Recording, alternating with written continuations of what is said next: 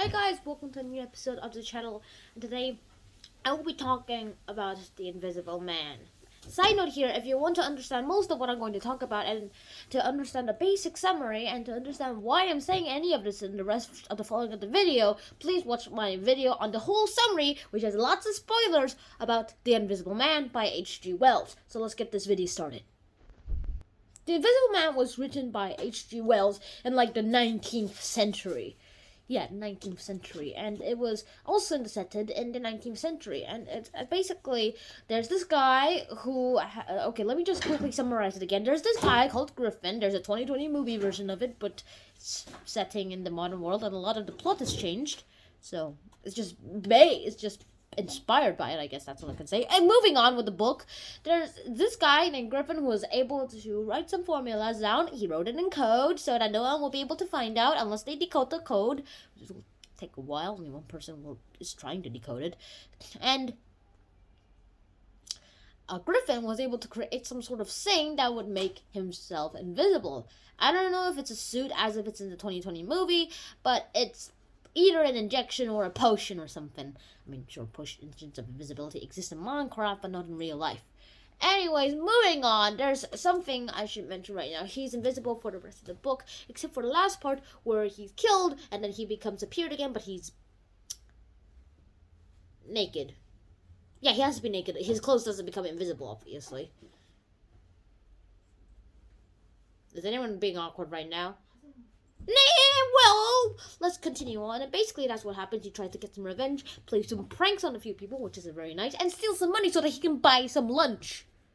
I kind of feel sorry for him. All he had to do is like take it. But then he's like, "Hey, these guys look to some money, but I don't have any money, and they won't let me have it. And people will think they're crazy because I'm kind of invisible right now, and I don't have access to my money."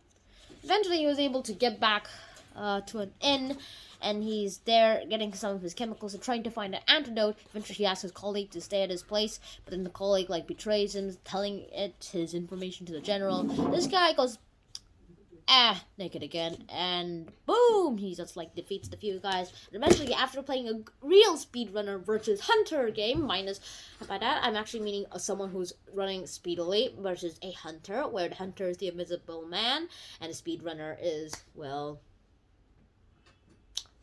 Mr. Kent, who was the assistant and former colleague. Eventually, they run into townsfolk, and the townsfolk beat the Invisible Man up, where he's revealed, but he becomes visible again. But since he's without clothes, his body is unclothed.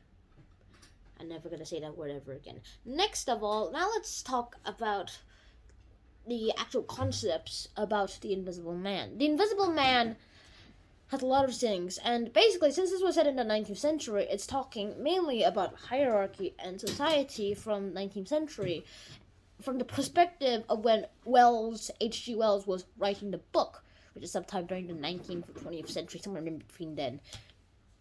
And it's trying to show us, how society is, and what society would become if one man was given unlimited freedom, and he could do anything he wanted without consequences. Everyone else would have consequences, but this guy was able to have unlimited freedom with a few minor things that is impossible, because some people will be creeped out if they find out that they're talking to an invisible man and thinking they're crazy. At least the freedoms that he can have, like having pranks, showing people's hats off, and a lot of other things too.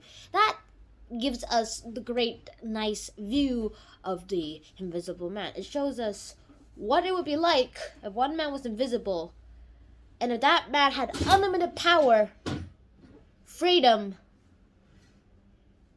and how he would mess up the 19th century society. So what did that happen? Eventually, we find out that this guy's power and greed was eventually enough to be making that person to grow mad and power hungry. Eventually he became tired of it, so that's kind of not surprising. I'd be bored playing the same video game for 24 hours. Somehow some people haven't been able to be bored after playing a video game for 50 hours straight. Later they can, because that cost them their lives. Back to the main topic. The Invisible Man, this guy was able to commit huge crimes. And why did Wells even want to write this? Well, I may have talked about this in my Time Machine episode. Go watch that if you haven't already. It's on my YouTube channel. Just search up Time Machine in my home channel page search bar, and you'll get that video. Both of them, to be honest. Back to the topic. As I discussed in the Time Machine episodes, I already said that H.G. Wells used his novels, both The Time Machine and The Invisible Man, and like other works that he wrote, like The Island of Dr. Monroe or The Shape of Things to Come. Yeah, that's the title of the book. He uses his books and stories as if it was an axe, hacking away at what he thought were the injustices of society. Eventually, this was able to motivate enough people to actually do hack away at the the injustices against society and freedom and in society by using his novel. The Time Machine shows us that our way, if we keep going the way we are now, which in the 19th century was basically factories, pollution, throwing trash around, giving people very, very low wages, like 1 cent per second. No, not per second, per minute. Like those kinds of wages. No, per hour. No, that's the right wage. 1 cent per hour. Those wages.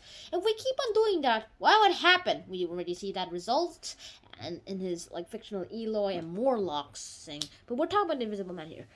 In this case, we're not doing the case of if we keep on going as if we're going, what would happen? Instead, what if we give this guy unlimited freedom, and then what would happen? There's too much. Basically, H.G. Wells is trying to imply there's too much corruption in the society. In today's society, sure, there's still corruption, but what if someone was invisible? There's invisibility cloaks. Those things are possible, although you can see a hazy outline of the person. If that becomes perfected, then how would society change? We would definitely need to upgrade security, obviously. But this man will be able to go around doing anything he wants without any consequences. How would that be? You think about it. Do you really think this is true? And now for the fun part, and the kind that I really, really enjoy. Why should you read this video? Read this book. Now, why should you read this book? For a number of reasons. One, what would happen if someone was able to corrupt enough to be able to explore the philosophical questions that sci-fi is particularly good at answering? Sci-fi isn't just technology and laser guns and robots of the future or aliens from Mars or something. That's not all sci-fi is. Sci-fi isn't just fiction that has a little bit of actual science in it. No, sci-fi is actually a genre that is good for solving questions that can't be answered, and what was back then, I guess, could be called real fiction, the one that didn't have science in it at all. What they would call magic was instead in fiction. In that case, we could use science fiction to find out the answers to questions. What the heck? You can actually use science fiction to answer a question that's been philosophical and has been bothering you. And this book particularly is able to answer that philosophical question. Because some people are running around crazy, having unlimited freedom and is able to do anything they want without fear of the government until they're caught. And that's getting closer and closer to our future. What do you think? In my opinion, I don't think this is a good idea. I don't think anyone should have unlimited freedom. Because some freedom has to be restricted, or else others' freedoms and rights will be damaged and unrespected. And that is the whole point of The Invisible Man. At least from my perspective. So that's why you should read The Invisible Man, to actually find out the answer to this question. If someone has an infinite freedom with no consequences, what would happen to society from the 19th century? Since the setting is the 19th century. So I hope you guys enjoyed today's episode, and I'll see you guys in my next episode. Until then, Shannon out. Peace!